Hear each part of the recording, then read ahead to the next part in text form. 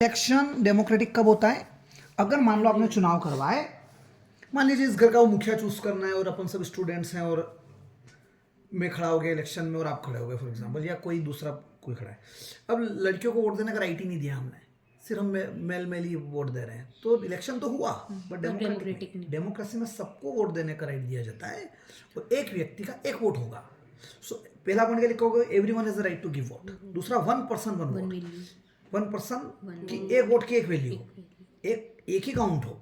ऐसा नहीं कोई दलित समाज का है तो उसके 10 लोग होंगे तो एक वोट काउंट का होगा, वो गलत है। फिर समझ में आ रही बात? इलेक्शन फ्री और फेयर होना चाहिए। जिस भी कैंडिडेट को आप चूज कर रहे हो तो election free, muscle power use नहीं करनी है। मसल पावर यूज करते थे पहले, पोलिंग बूथ को कब्जे में कर लेते थे, वो नहीं होना चाहिए। फ्री और फेयर होगा, ईमानदारी से चुनाव होगा तो जो भी सरकार में है उसके लूज होने के चांसेस बढ़ेंगे।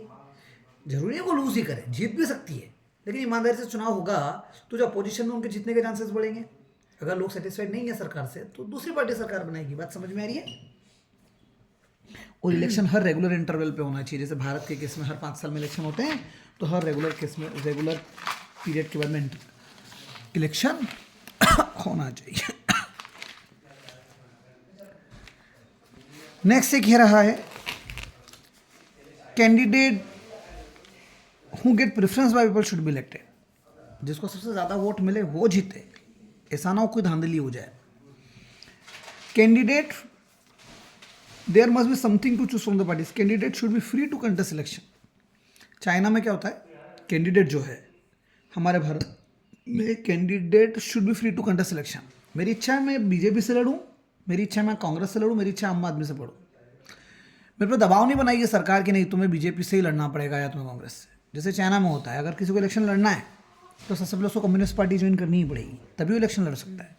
और मेरी इच्छा है मुझे कोई पार्टी ज्वाइन ही नहीं करनी है, मैं इंडिपेंडेंट लड़ना चाहता हूँ, तो candidate should free to contest election. वो फ्रीली इलेक्शन कंटेस्ट करे अपनी स्वेच्छा से। नेक्स्ट क्वेश्चन है, क्या it is good to have political competition? क्या पॉलिटिकल कॉम्पिटिशन होना चाहिए? क्या पॉलिटिकल कॉम्पिटिशन? तो पॉलिटिकल कॉम्पिटिशन पॉलिटिकल पार्टीज के बीच में होता है।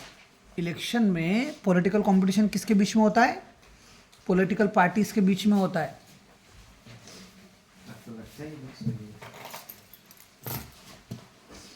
इलेक्शन पॉलिटिकल पार्टीज के बीच में होता है। It is good to have political competition. Political competition होना चाहिए पॉलिटिकल पार्टीज के बीच में, परंतु उसके डीमेरिट्स पड़ रहे हैं। खामियां क्या है? पॉलिटिकल कंपटीशन होगा मतलब 2-4 पार्टी इलेक्शन लड़ रही, तो इसका खामी है पहले डिसयूनिटी। बार बार भाषण देंगे, भाषण में लोगों को तोड़ेंगे, तुम बीजेपी को वोट दे दोगे या तुम कांग्रेस को वोट दे दोगे तो ऐसा हो जाएगा वैसा हो जाएगा। बात समझ में आ रही है? तो लोगों के बीच में डिसयूनिटी और फैक्शनलिज्म, गुटबाजी। फैक्शनलिज्म मतलब गुटबाजी।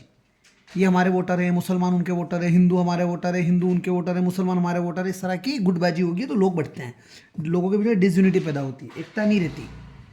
कोई बोलेगा मैं तो कांग्रेस का हूँ, कोई बोलेगा बीजेपी का हूँ, इस तरह से बात होती है। एलिगेशन, डेमोक्रेसी में अगर कंपटीशन होगा तो भाषण होगा तो एक दूसरे पे एलिगेशन लगाने की काम है। डर्टी ट्रिक्स, जीतने के लिए डर्टी ट्रिक्स करेंगे, पैसे बांटेंगे, शराब बांटेंगे, बहुत से। जस्ट विनिंग इलेक्शन, टारगेट ही चुनाव जीतना है, आगे कामकाज करेंगे ही नहीं करेंगे, सब भाड़ में गया। मेन उद्देश्य क्या है? चुनाव जीतना। इसकी वजह से गुड पीपल स्टे अवे।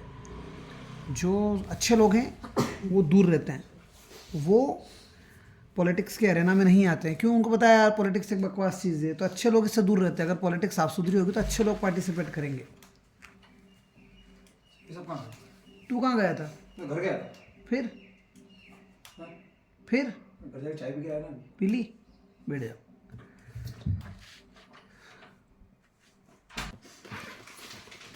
तो लोगों का मेन उद्देश्य राजनीति में पॉलिटिकल करियर सेट करना होता है। तो पॉलिटिकल कंपटीशन के डीमेरिट्स में क्या क्या लिखोगे? लोगों में फैक्शनलिज्म आ रहा है, डिसयूनिटी आ रही है, एलिगेशन लगाने के काम है, डर्टी ट्रिक से चुनाव जीतने के लिए, जस्ट विनिंग इलेक्शन। तू तो खाली रेड रेड लेटर ही लिख के आ जाना, कुछ नहीं आता है तो। वो छोटा मोटा समझा दे उसको, आगे यूं मत कर। हिमांशु सर तो वैसे नंबर दे देंगे। Good people stay away and political career set करना इनका मोटिव होता है। लेकिन इसके मेरिट्स भी हैं। मेरिट्स क्या हैं? हाँ, ये क्वेश्चन तो पक्का आएगा। इलेक्शन रिवॉर्ड भी करता है और पनिश भी करता है। रिवॉर्ड करता है कैसे? उन तमाम पॉलिटिकल पार्टी जीत जाएगी लोग उसको जिता देंगे सर जो उनके लिए मेट्रो पेन दे दो। काम करेंगे। तो मेरिट्स क्या है पॉलिटिकल पार्टीज के? लोग उसी पार्टी को वोट देंगे जो उनके लिए सोचेगी। तो उस पार्टी को वोट दिया, वो जीत गए, मतलब रिवॉर्ड मिला। और उस पार्टी को हरा देंगे लोग जो उनके बारे में बात नहीं करेगी, लोगों की मुद्दों को नहीं उठाएगी, तो उसको पनिश कर दिया कुल मिला के। सो लोग रिवॉर्ड कर सकते हैं और पनिश कर सकते हैं पॉलिटिकल लीडर्स को। अगर लीडर लोगों के लिए काम कर रहे हैं तो लोगों को सर्व कर रहे हैं, तो ऐसे पार्टी या ऐसे लीडर को लोग जिताते हैं जो लोगों के मुद्दों को रेस करे, और उनकी विनिंग चांसेस भी नेक्स्ट इलेक्शन में बढ़ जाते हैं। लेकिन अगर कोई पॉलिटिकल पार्टी वोटर्स को सेटिस्फाइड ही नहीं कर पाई तो वो अगली बार नहीं जीत पाएगी। कुल मिला के पॉलिटिकल पार्टी भले ही मोटिवेटेड हो पावर के लिए डिज़ायर्स हो, लेकिन उनको लोगों को सर्व तो करना ही पड़ेगा। जो लोगों को सर्व करेगा वही जीतेगा। कंक्लूजन में लिख के आ जाना, पॉलिटिकल कंपटीशन की वजह से राजनीति में अगलीनेस आ चुकी है, सोसाइटी में डिवीज़न हो रहा है, सोसाइटी डिवाइड हो रही है, पर फाइनली उनको लोगों को सर्व तो करना ही पड़ेगा। समझ गए? इंडियन इलेक्शन सिस्टम कैसा है? हमारे यहाँ लोकसभा होती है सेंट्रल गवर्नमेंट के पार्लियामेंट में, सेंटर में। लोकसभा में जो व्यक्ति जीत कर जाता है उसको मेंबर ऑफ पार्लियामेंट बोलते हैं, एमपी। लोकसभा का हिंदी नाम हाउस ऑफ पीपल भी है, इसको लोअर हाउस भी कहा जाता है। ऐसे हमारे जैसे एमपी में भोपाल है, तो भोपाल में विधानसभा होती है। पूरे देश में तो लोकसभा है, हमने वोट दिया, लोग इलेक्ट होके गए, वो कहाँ बैठेंगे? लोकसभा में। लोकसभा का नाम हाउस ऑफ पीपल भी है, लोअर हाउस भी कहते हैं। वहाँ पे जो लोग हैं उनको क्या बोलते हैं? Member of parliament. और हमारे राज्य की जो सरकार है, तो राज्य के जो लोग हमने चूज़ किए वो भोपाल में बैठेंगे, उस विधानसभा कहते हैं, और वहाँ के लोगों को एमएलए कहा जाता है। एमएलए मतलब विधायक। विधानसभा को अंग्रेजी में लेजिस्लेटिव असेंबली कहा जाता है। इलेक्शन हर 5 साल में होते हैं। हर 5 साल के बाद इलेक्शन करेंगे, और जो रिप्रेजेंटेटिव पहले इलेक्ट हुए थे उनका टर्म एंड हो जाएगा। वो डबल से जीतता तो अच्छी बात है, वरना उसका टर्म एंड हो जाएगा। लोकसभा और विधानसभा हर 5 साल में ऑटोमेटिकली डिसॉल्व हो जाता है। नई लोकसभा और विधानसभा चूज़ करनी ही पड़ेगी। तो जब भी हम तमाम कॉन्स्टिट्यूएंसीज के लिए चुनाव करवा रहे हैं, लोकसभा या फिर विधानसभा के लिए, लोकसभा में सीट्स कितनी है? 545 सीट्स पे चुनाव हुए थे 2024 में भी। तो जब भी इलेक्शन सभी कॉन्स्टिट्यूएंसीज पर हो रहा है, चाहे लोकसभा की सीट्स कितनी है, 545। लेकिन विधानसभा की सीट्स हर राज्य की अलग अलग होगी, डिपेंड करता है कि राज्य कितना बड़ा है। समझ में आई बात? तो लोकसभा और विधानसभा के जो चुनाव हो रहे हैं किसी भी कॉन्स्टिट्यूएंसीज में, ऐसे चुनाव को कहते हैं जनरल इलेक्शन। वो इलेक्शन जो तमाम कॉन्स्टिट्यूएंसीज में होते हैं लोकसभा और विधानसभा के लिए, उसे जनरल इलेक्शन कहा जाता है। लेकिन मान लो कि कोई एक व्यक्ति रिज़ाइन कर देता है किसी कारण से, बीमार हो गया, डेथ हो गई, तो वो पोस्ट खाली हो गई, 1 कुर्सी, 2 कुर्सी, 10 कुर्सी। वहाँ पर जो चुनाव होता है उस चुनाव को बाई इलेक्शन बोलते हैं। सिर्फ उसी सीट पर हो रहा है कि पूरे भारत में हो रहा है या पूरे एमपी में हो रहा है, तो किसी पर्टिकुलर कंस्टिट्यूएंसी में ही इलेक्शन हो, क्योंकि वहाँ पर सीट क्या हो गई थी? वैकेंट हो गई थी। क्यों हो गई थी वैकेंट? वहाँ के मेंबर ने रिज़ाइन कर दिया होगा मर गया होगा। या वहाँ की डेथ हो गई होगी। तो ऐसे इलेक्शन क्या कहलाते हैं? By election. इलेक्टोरल कॉन्स्टिट्यूएंसीज क्या होती है? पूरे भारत को डिफरेंट एरियाज में बांट रखा है। ऐसे पूरे मध्य प्रदेश को भी पूरे डिफरेंट एरियाज में बांट रखा है। जब पूरे देश को डिफरेंट एरिया में बांटते हैं इलेक्शन के उद्देश्य से, किसके उद्देश्य से? इलेक्शन पर्पज से भारत को 552 पार्ट्स में बांट रखा है, जिसमें से कितने पे इलेक्शन हुए थे? 545 पे। तो वो जो डिफरेंट एरिया हैं, उन एरिया को हम क्या बोलते हैं? Electoral constituency. इलेक्टोरल कंस्टिट्यूएंसी मतलब इलेक्शन पर्पज से कंट्री को डिफरेंट रीजन्स में डिवाइड करना। This different areas are known as electoral constituencies. Lok Sabha में कितनी है? 545। जो रिप्रेजेंटेटिव इलेक्ट हो गए उसको हम क्या बोलेंगे? मेंबर ऑफ पार्लियामेंट, एमपी मतलब सांसद। हमारा संविधान, our constitution requires that हमारा संविधान कहता है कि जो भी एरिया बांट रहे हो आप, हर एरिया किस आधार पर बांटो कि रफली सभी में जनसंख्या बराबर हो।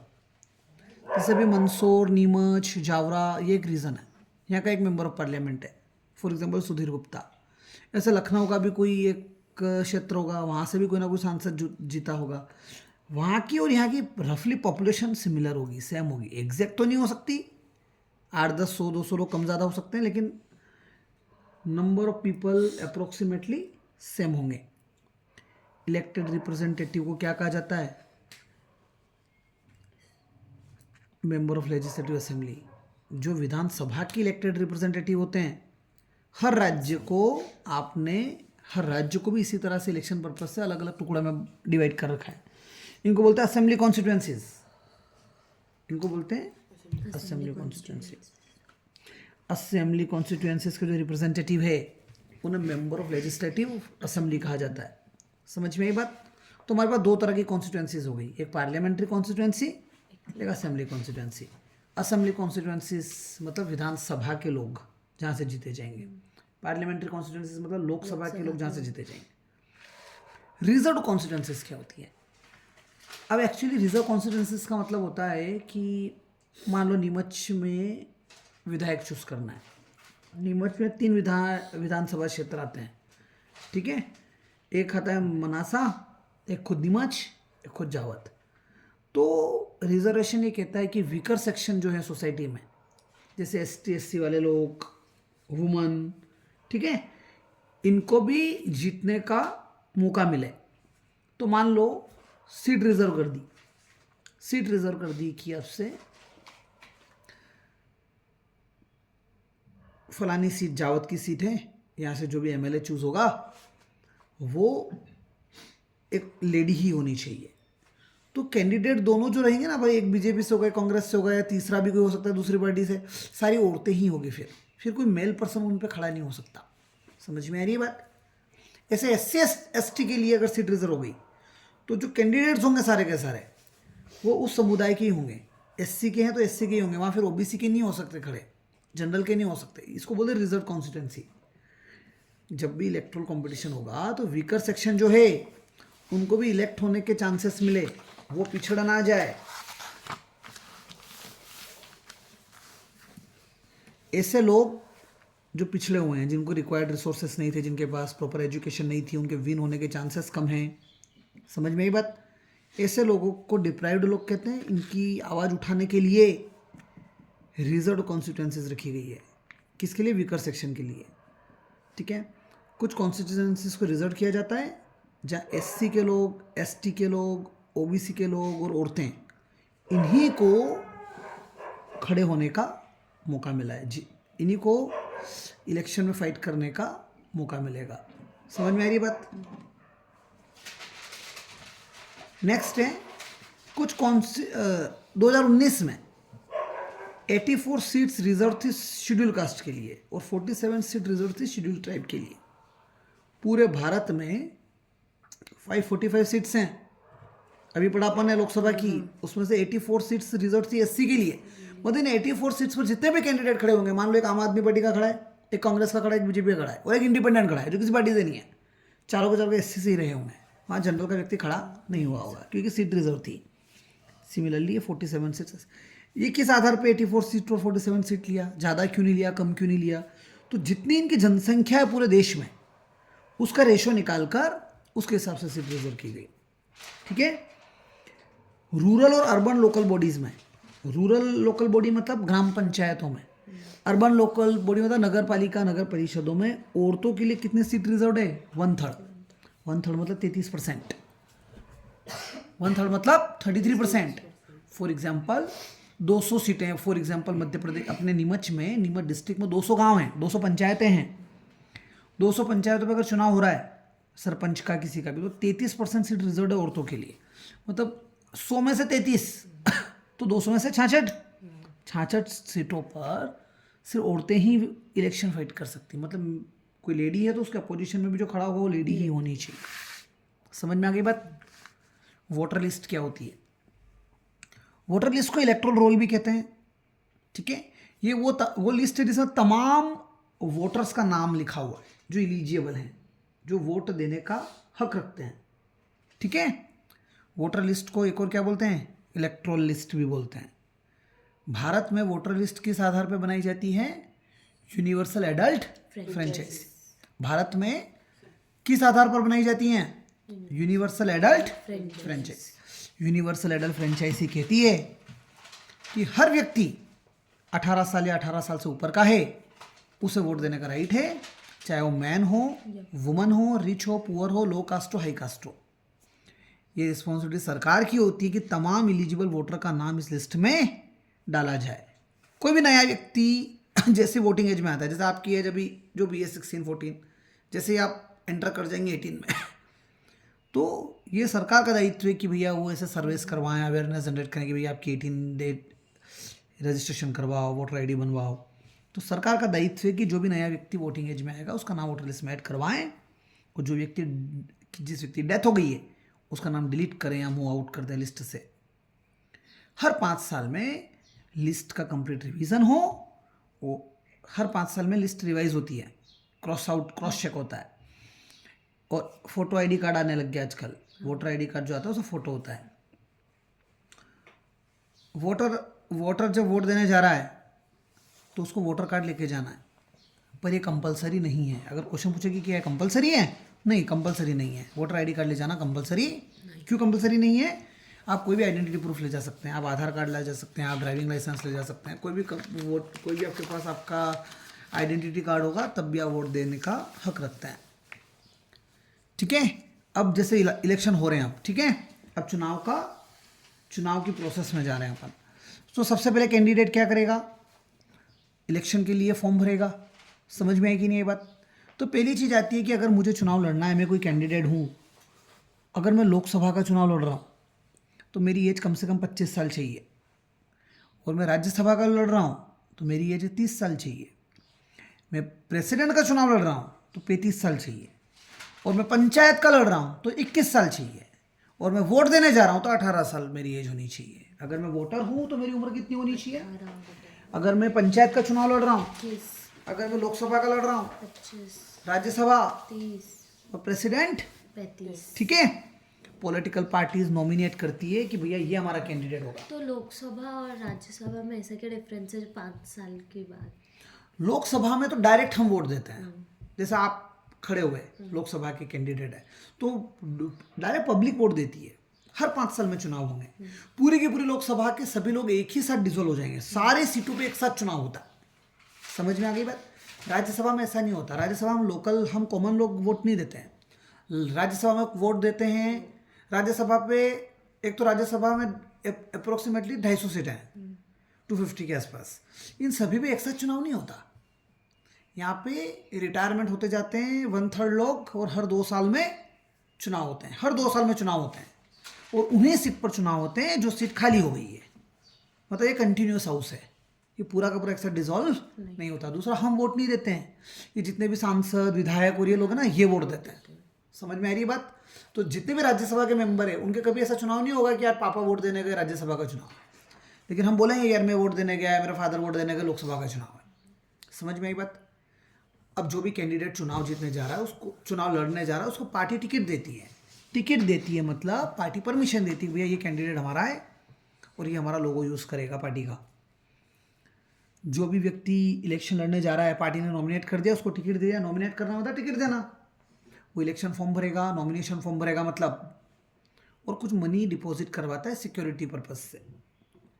सुप्रीम कोर्ट ने नए डिक्लेरेशन किए हैं कि जब भी आप फॉर्म भरने जा रहे हैं तो आपको क्या क्या मेंशन करना पड़ेगा फॉर्म में। आपके खिलाफ कोई क्रिमिनल केस तो नहीं चल रहा, कोई सीरियस क्रिमिनल केस चल रहा तो केसेस मेंशन करो। आपके एसेट्स और लाइबिलिटी, एसेट्स मतलब कितनी प्रॉपर्टी है, लाइबिलिटी मतलब कितना कर्ज देना है। ऐसा तो नहीं कि आप चुनाव इसलिए जीतने आ रहे हो कि चुनाव जीत जाओगे करप्शन करके कर्ज चुकाओगे आपके। नेक्स्ट है उनके फैमिली की भी डिटेल्स चाहिए एसेट्स और लाइबिलिटी की, आपका एजुकेशन क्वालिफिकेशन कितना है। इन तमाम इन्फॉर्मेशन से वोटर को एक जानकारी मिलती है, वोटर अवेयर रहता है वो अपने डिसीजन लेने में कि हाँ यार भैया इस कैंडिडेट के खिलाफ इतने क्रिमिनल केसेस है, भाई इसके पास इतनी प्रॉपर्टी है, इसको क्यों वोट दूं मैं। समझ में आ रही बात? तो वोटर्स को डिसीजन लेने में दिक्कत नहीं आती। इलेक्शन, अब आपने फॉर्म भर दिया, अब इलेक्शन कैंपेनिंग होगी। कैंपेन में आपको 2 वीक का पीरियड मिलेगा, चुनाव से पहले 2 हफ्ते का टाइम मिलेगा, ठीक है। पोल जिस दिन होगा, पोलिंग डेट, चुनाव, और जिस दिन फाइनलिस्ट बनी, इन दोनों के बीच में आपको कितने दिन मिलेंगे? 2 वीक मिलेंगे, आप प्रचार करेंगे। साइंस का पेपर हो गया, लास्ट कल कहीं का है? हिंदी। परसों साइंस। मैंने 3 चैप्टर पढ़ा दिया आपको, तो कल अपन को साइंस का टेस्ट देंगे सुबह। मैं आज भी टारगेट बता दूंगा आपको। 3 चैप्टर नहीं, एक आज एक कल, मतलब एक कल एक परसों, ठीक है, मैं बता दूँ। Candidates contact the voters, political leaders जो हैं वो इलेक्शन मीटिंग लेते हैं, लोगों के पास जाते हैं, लोगों के सामने इशू रेस करते हैं, जैसे भैया ये नदी साफ करा देंगे, वो करा देंगे, रोडें बनवा देंगे।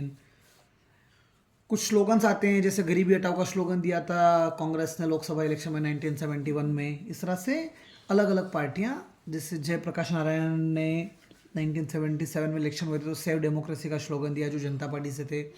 ऐसे अलग अलग लीडर्स अपने स्लोगन्स देते हैं जब भी इलेक्शन फाइट करने आते हैं। अब कैंपेन के दौरान क्या करना चाहिए और क्या नहीं करना चाहिए? कैंपेन मतलब प्रचार कर रहे हो आप, तो आपको पॉलिटिकल पार्टीज क्या नहीं कर सकती वो पढ़ रहे हैं। आपसे पूछेगा कि जब पॉलिटिकल पार्टी कैंपेनिंग करने जा रही है तो what it can't do. Bribe नहीं दे सकती वोटर्स को। ब्राइब मतलब रिश्वत। वोटर को थ्रेटन नहीं कर सकते, परेशान नहीं कर सकते मुझे वोट देना। ब्राइब मतलब पैसा नहीं बांट सकते। आप धर्म और जात के नाम पे वोट नहीं मांग सकते। आप गवर्नमेंट के रिसोर्स यूज़ नहीं कर सकते। किसी IAS IPS से आपकी बहुत अच्छी बनती है, इसका मतलब नहीं उसको बोलो कि गाड़ी लगा दे, मेरे वोटर्स 10 गांव से लाने हैं वोट देने के लिए। समझ में आ रही बात? तो आप सरकारी गाड़ियों का यूज़ नहीं कर सकते, सरकारी रिसोर्सेज का यूज़ नहीं कर सकते। आप अगर लोकसभा का चुनाव लड़ रहे हो तो 25 लाख से ऊपर खर्च नहीं कर सकते। अगर मान लो इलेक्शन कमीशन को पता पड़ गया कि आपने तो बहुत ज़्यादा पैसा खर्च कर दिया लिमिट से, तो इलेक्शन रद्द किया जा सकता है। आप अगर असेंबली का चुनाव लड़ रहे हो, विधायक वाला, लोकसभा का लड़ रहे हो तो 25 लाख खर्च नहीं कर सकते। विधायक का लड़ रहे हो तो 10 लाख से ज़्यादा खर्च नहीं कर सकते। और अगर आप ऐसा करते हैं तो कोर्ट खुद इलेक्शन रिजेक्ट कर देगी आपका, भले ही आप इलेक्टेड हो गए, आप जीत गए, उसके बावजूद भी आपको हटा दिया जा सकता है। हाँ बेबी, सर साइंस की बुक चाहिए थी। बिल्कुल ले लो। किसकी है? वो साइंस की उस वाली चाहिए थी, मैं वो रफ में लिखना गलत पढ़ लूँ। रफ में भी लिख लेगा, फोटो खींच के भेज देंगे ना ग्रुप में। हाँ